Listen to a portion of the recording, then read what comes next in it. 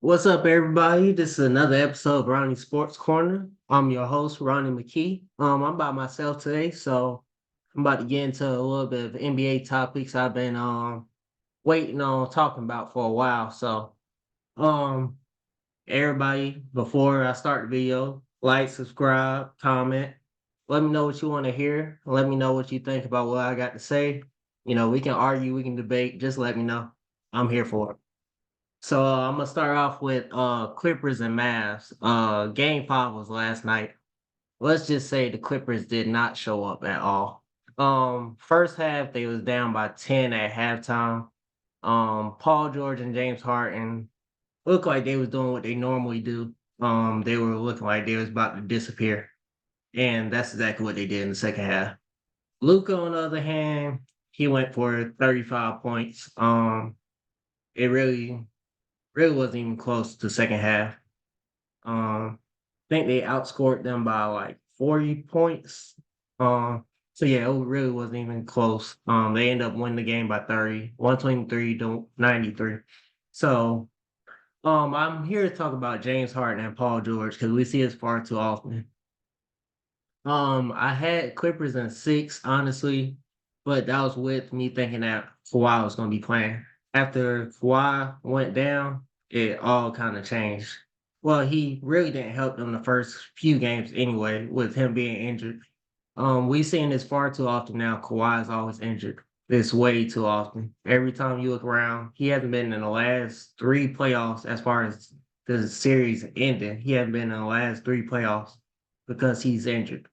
I'm not sure what they can do about it because at this point they just locked the man for another contract. And I mean, like I said, he's one of the best when he's on the floor. He's a top 10 player, but he's never on the floor in the playoffs. So you gotta go with what you have. And right now they have James Harden and Paul George, who James Harden went for 7 points last night. That's not gonna get done.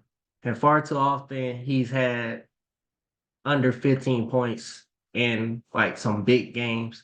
Going back to his Houston days, he struggled. And then, like I said, when you need him most, he struggles the most.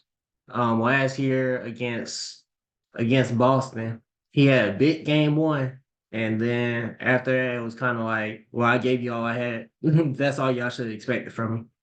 Paul George, he pulls it a lot too. Paul George game 6 against Utah. Back when he was in OKC, he had 5 points in a big pivotal game. Could have easily went to game 7, but he gave you 5. He said that's all I got for you. So like I said, you see it far too often from Paul George and James Harden. That's why it's hard to trust the Clippers because them 2 players are they're supposed to be your 2 best players, but they don't show up when you need them most.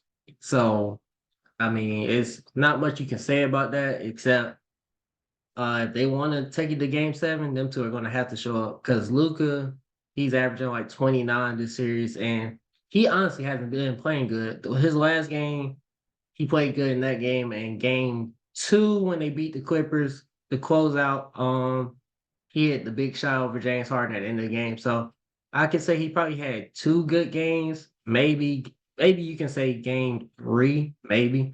But really, I think game 3 was more so Kyrie. So, but like I said, I would definitely say that it's easy right now to say that the Mavs will win game 6 because I will trust Luca and Kyrie far more than I would trust Paul George and James Harden. Luca, I mean, it doesn't matter if it's the playoffs, it doesn't matter if it's regular season. He he pretty much gives you everything as far as like he's gonna be very, very consistent. And that's why I'm gonna get into this later. He's one of the future faces of the league because nothing really changes in his game. He may miss shots. I mean, but that's every player. But pretty much you can guarantee he's gonna have 25 plus, and he's going to have almost a triple double. He's going to get his teammates involved. Sometimes he plays way too slow, so it does like affect his teammates as far as their rhythm. Because you will see some of them as far as they shots. Maybe they can get about 11, 12 shots, but they might get about 6, given that, the pace has slowed down so much because he's such a ball dominant player. But still, he's still a great player.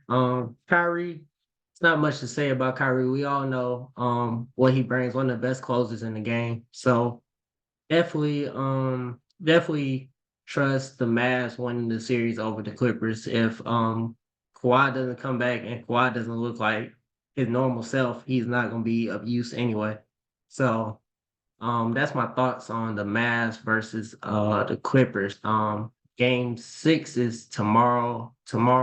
So we'll see what happens. I'll definitely be back to talk about it if another series doesn't get started. But next I want to go into Celtics.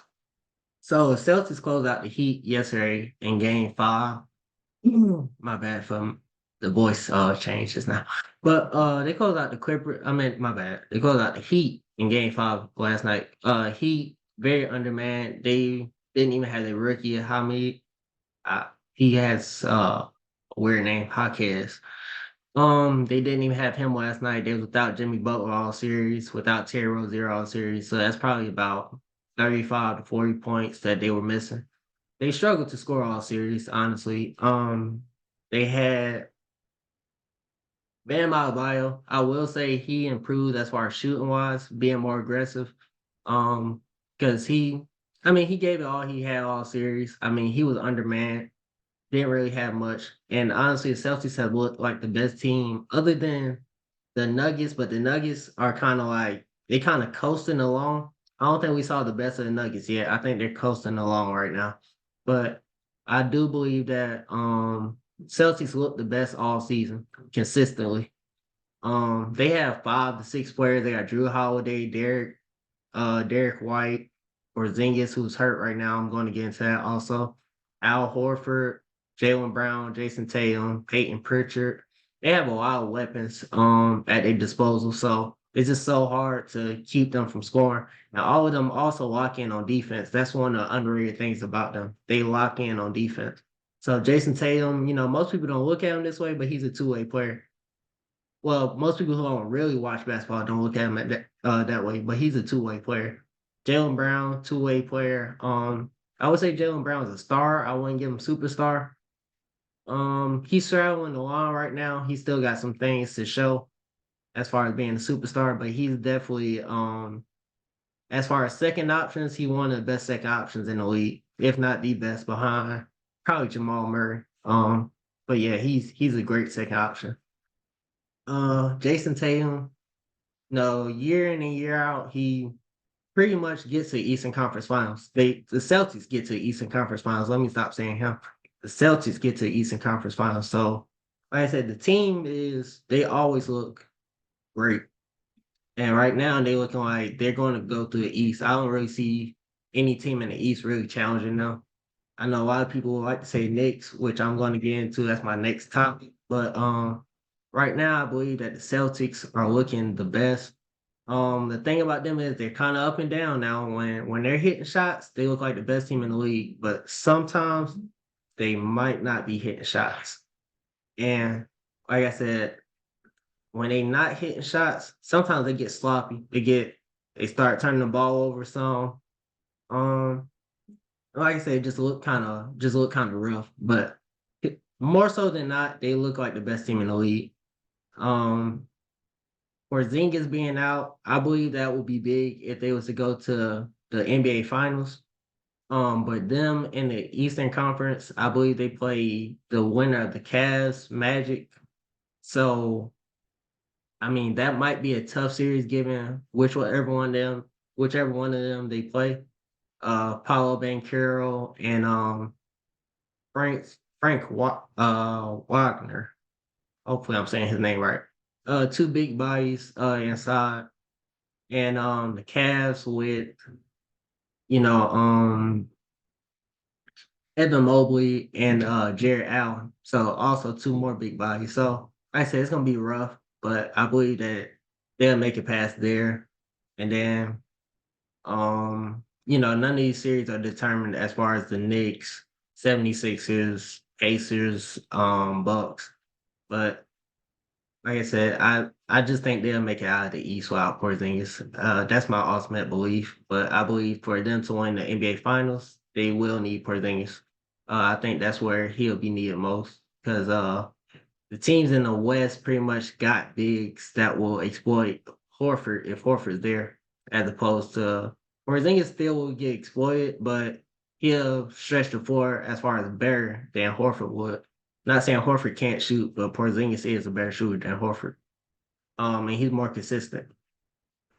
But yeah, that's me, talking about the Celtics, just talk about them a little bit. I mean, we all know about the Celtics stuff. Um, and I want to get into the Knicks and the 76ers. So this series right here is very interesting to me. So game two, game two was funny because Tyrese Maxey definitely got fouled at the end of the game. So we can ultimately say that the 76ers should, what is it, 3-2? That's two games. No, that's one game. It should be tied going back to Philly right now. But it's not. I mean, like I said, missed calls happening. He was mugged. He was fouled for sure. And the coach called a timeout. So I mean, like I said, they could have won game two, but I mean, we all know playoff games go either way. So they could have won game two, um and also Knicks could have won game five easily if they could hit free throws and not foul 3-point shooters. So I mean, it could go either way. Either way, honestly. So I think the series is exactly where it is right now, 3-2. Going back to Philly, this is gonna be an interesting game. And B has been battling a knee injury. Had migraines. He has something that half of his face becomes paralyzed sometimes. So Embiid has been battling a lot of injuries, but Tyrese Maxey has been picking up 46 points last game. Ma- Not matching Jalen Brunson, outdoing Jalen Brunson. Jalen Brunson, a top five MVP candidate this past season. So I mean, that's pretty big of him to do. Tyrese Maxey, one of them players who is most improved this year, but I think we have yet to see the best of him. I think he's honestly just scratching the surface because this year was his first year with the ball in his hand, given that last year he had to deal with James Harden. Before he had to deal with Ben Simmons. So he always had to deal with somebody else having the ball in their hand. So we are just like witnessing him just kind of blossoming into a player that he's ultimately going to be. Very fast guard, can shoot, explosive as far as not really dunking wise, but explosive as far as getting off the floor. Um, and like I said, he put on some weight since he's been in the league. So I mean, like I said, he's definitely gonna be a player that looking as far as going forward. Um, if not a franchise player, one of the best second options, if not a franchise player. And B, with him being injured, he still gives you like 20 to 30 points, regardless of injury. So it's kind of crazy to say it, with him being injured, but he's been injured every year. So I'm honestly about to stop saying with him being injured. He has yet to go without being injured. The Knicks, on the other hand, Jalen Brunson hasn't showed up tonight. For them to win this game, Jalen Brunson has to show up. Um, as you can see, all the games have kind of been close. Philly has had like a 10-point lead in almost every game, but as we know, 10-point leads are nothing in the NBA nowadays. So I mean, I would say that Jalen Brunson has to show up. Josh Hart, he's gonna have to. Josh Hart and OG Anunoby are gonna be keys because Josh Hart is gonna have to guard. Um, he has a guard Tyrese Maxey. He's not gonna be able to stop him, but he has to slow him down a bit, which is hard. Like I said, all game Tyrese Maxey is kind of in attack mode. So, and OG Anunoby, he's gonna be important because he has to guard Tyrese Maxey also, but he also has to guard Embiid at the end of the game. So, like I said, neither one of them are easy matchups for him. While also they expect him to score at least 15 to 20 points. So, like I said, those two are keys to the game. Definitely want to see. Definitely want to see who's going to show up tonight because, like I said, it's I don't want to say it's gonna come down to this, but right now these games have been coming down to closing the game, obviously, because both of them blew two games not closing the right way.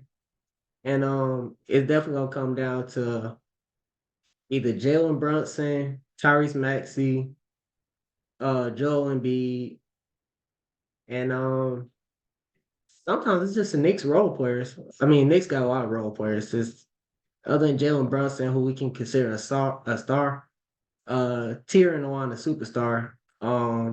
They just got a lot of role players to me. Julius Randle is a star also. He's out this series.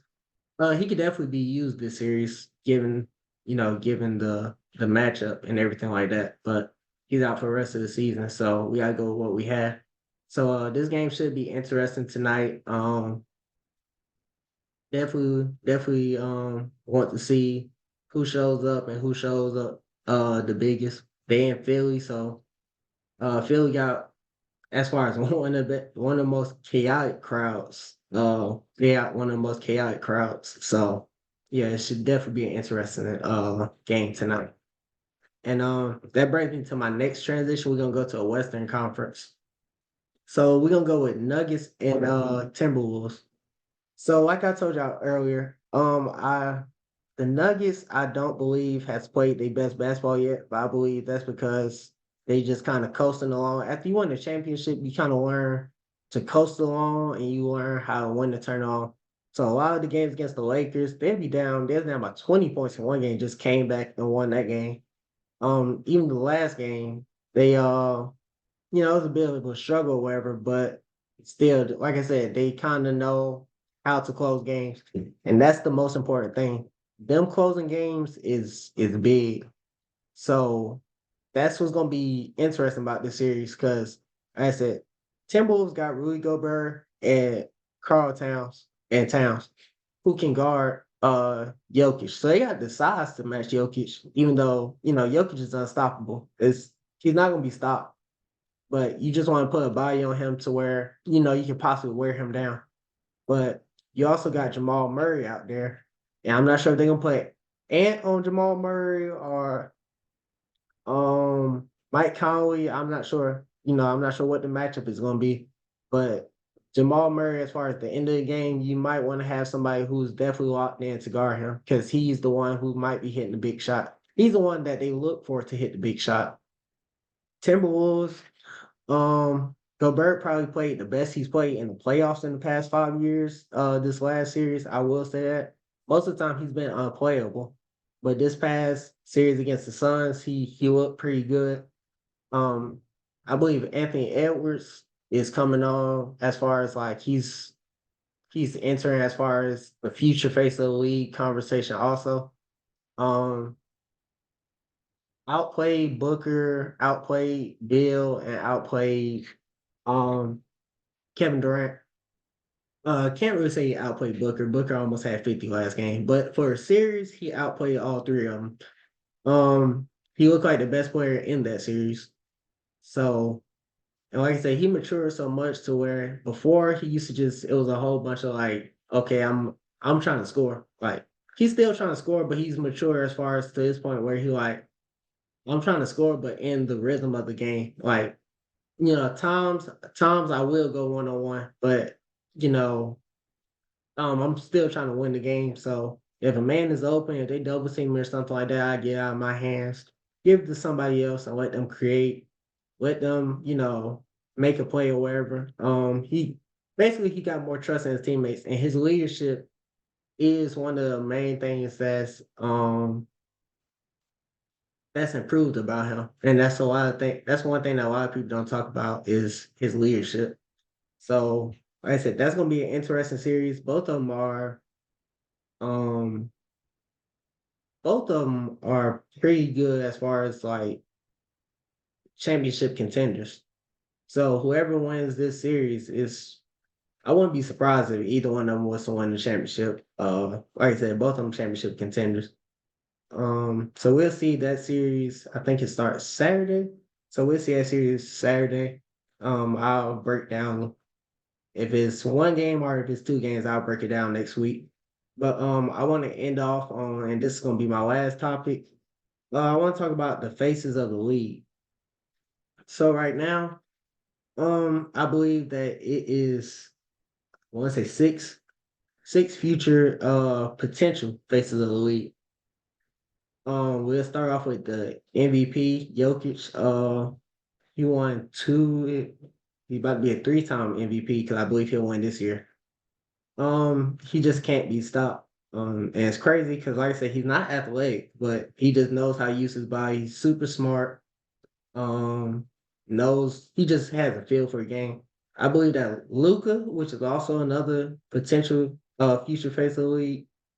Luca also, I feel like he's a smaller Jokic as far as he has a feel for game, knows how to use his body, very, very smart.